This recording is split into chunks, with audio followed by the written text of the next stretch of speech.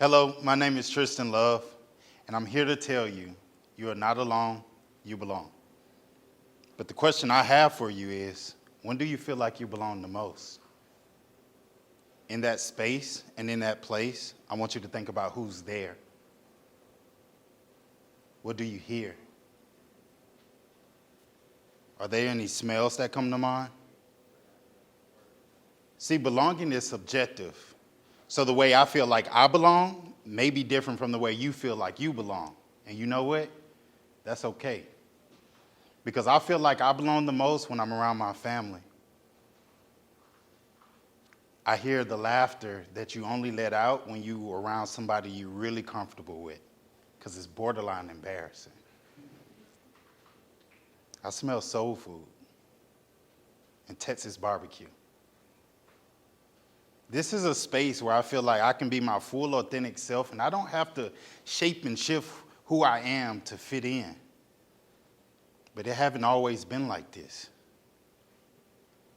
Through the years, I've had these experiences that has helped me discern the difference between healthy belonging and unhealthy belonging.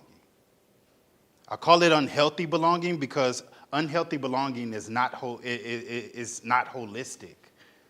Unhealthy belonging is only a small part of what true belonging should be. When I think about healthy belonging, I think about a space and a place where an individual is accepted, respected, included, and supported. And guess what? You get to bring your full, authentic self.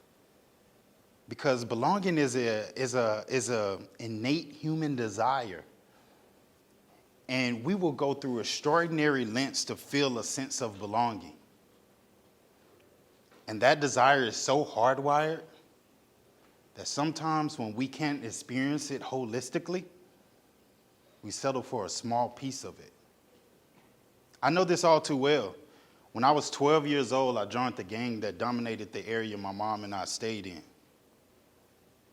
I went through extraordinary lengths to be a member of this gang. While a member, I compromised the way my mother raised me. I compromised my own values. I did things that didn't align to who I was as a person. And I developed a sincere hatred for people who wore colors that were not my own. But being a member of a gang also offers these little pieces of belonging, like acceptance, inclusion, and respect. But the things I had to do to get it, and the things I had to give up to get it, was completely too expensive. I almost lost my life. My family was targeted. And till this day, I'm still struggling to regain small pieces of me back. What I have experienced is unhealthy belonging while going through adolescence and its impact. And you will not believe the way people look at me when I tell them I joined the gang at the age of 12. I want you to think back to when you was 12, 13, 14, when you were navigating adolescence. Think about the things you did to fit in. How about this? Think about that time when you were accepted but not respected. Think about that time when you were included but not supported. I got another one. Think about the time where you were accepted, respected, included, and supported, but the person that received that benefit was a modified version of you. What I realized is if you have to shape and shift who you are to fit in, then you don't belong. But I think about the power of a space where I can really show up as my full, authentic self. And I remember my first time experiencing that healthy belonging outside of my household. It was at school.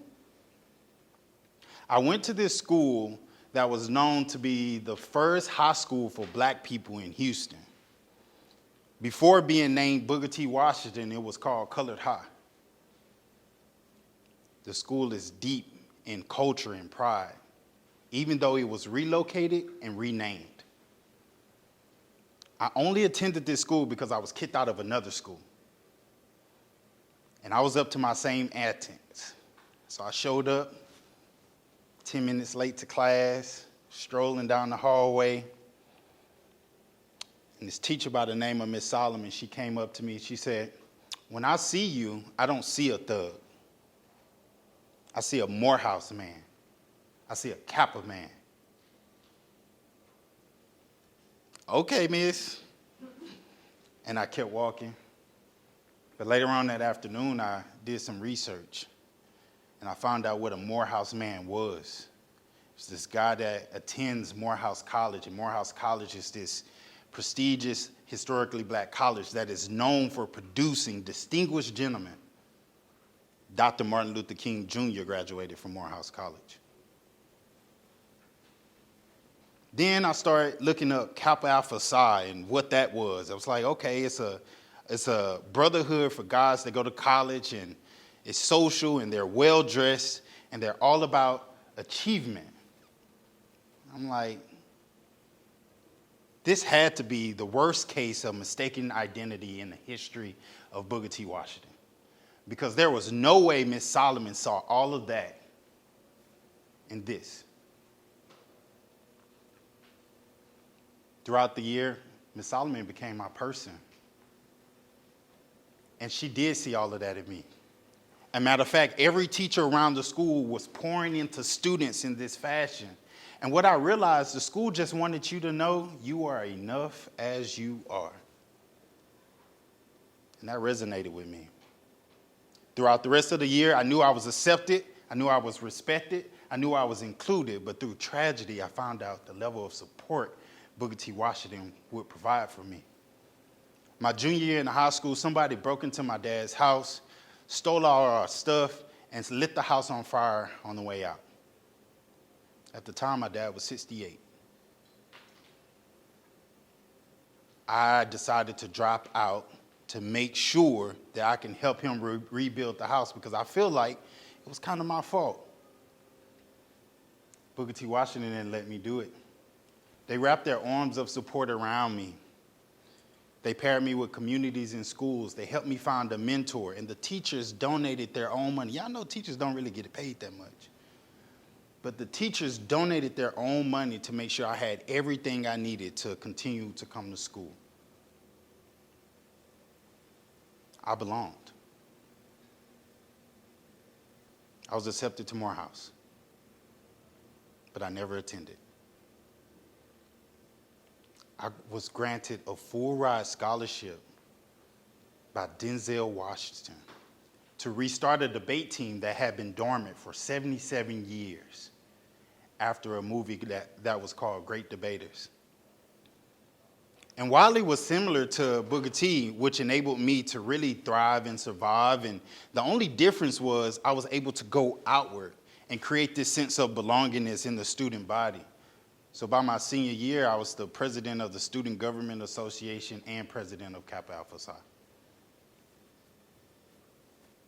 I graduated with a degree in biology and a minor in chemistry, and I signed up with Teach for America to be the person for kids that so many adults were for me. I signed up to teach at a school that had this long history of underperformance. I taught 185 students ninth grade biology my first year.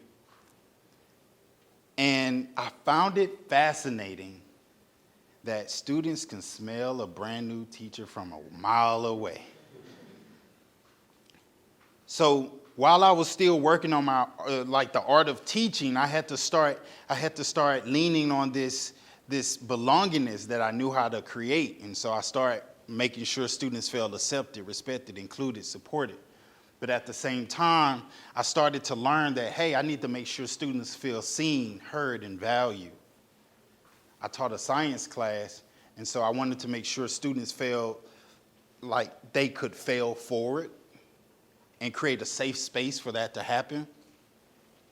And I also wanted them to know they are good enough as they are. And every day they walk into the building, they already had strengths.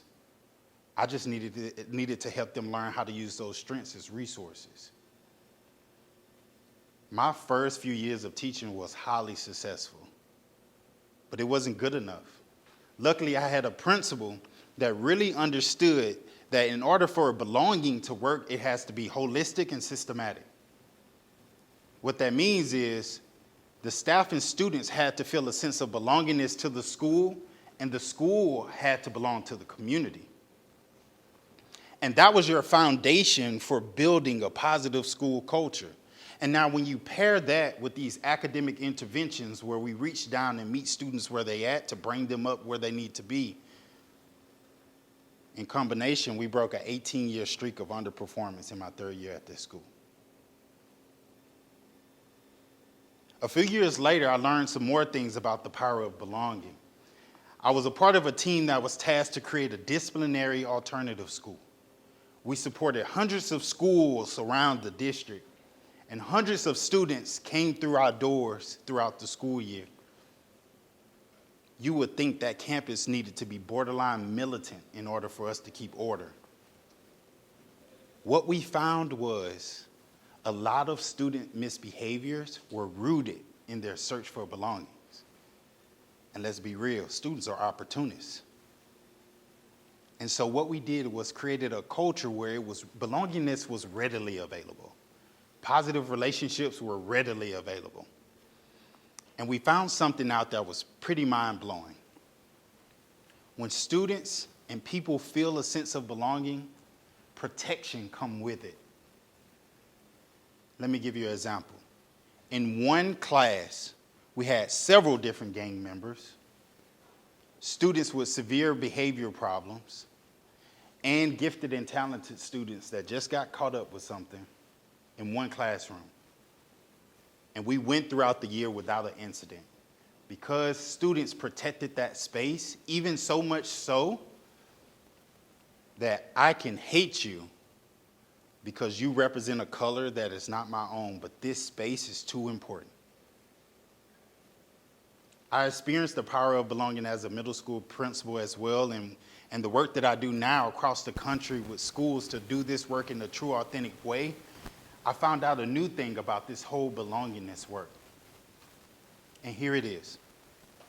As students navigate adolescence, they are seeking belonging. How, when, and under what circumstances they are seeking. Students spend a significant amount of time already at school. What if schools became a place that helps students discern the difference between healthy belonging unhealthy belonging? 3 ideas that we can do this work, that can help us do this work. The first idea is it has to start with us as the adults. Every person that is in our building that's a staff member has to feel accepted, respected, included, and supported. Because if not, then the product that we're putting out to students is a version of unhealthy belonging. And that's what they take with them as they go into the world. But if we start with a genuine foundation of really wanting to build something that's unique to our campus, we have to make sure every single staff member in the building feels accepted, respected, included, and supported. The second ideal is we have to get good at building positive relationships, authentic positive relationships. Belongingness is a desire, it's also a decision. People want to belong to places they feel connected to. And so throughout our schools, relationships should be readily available. Belongingness should be readily available. Because guess what? The competition is stiff. And I bet you your last dollar that unhealthy versions of belonging are available 24/7. The last ideal I have is we need to get stakeholders together and ask a question. And that question is this: when do you feel like you belong the most? Because the way I feel like I belong may be different than the way you feel like you belong, which may be different than the way they feel like they belong. And you know what? That should be okay. Students walk into our buildings, on our campuses, every single day searching for belonging. And we have an opportunity to help them discern the difference between unhealthy belonging and healthy belonging. But if this is not a priority for us, then we really can't say much when students find other more reliable and more accessible ways to experience belonging, even though it may be just a small part of it. Every student on every campus needs to know you are not alone. You belong. Thank you.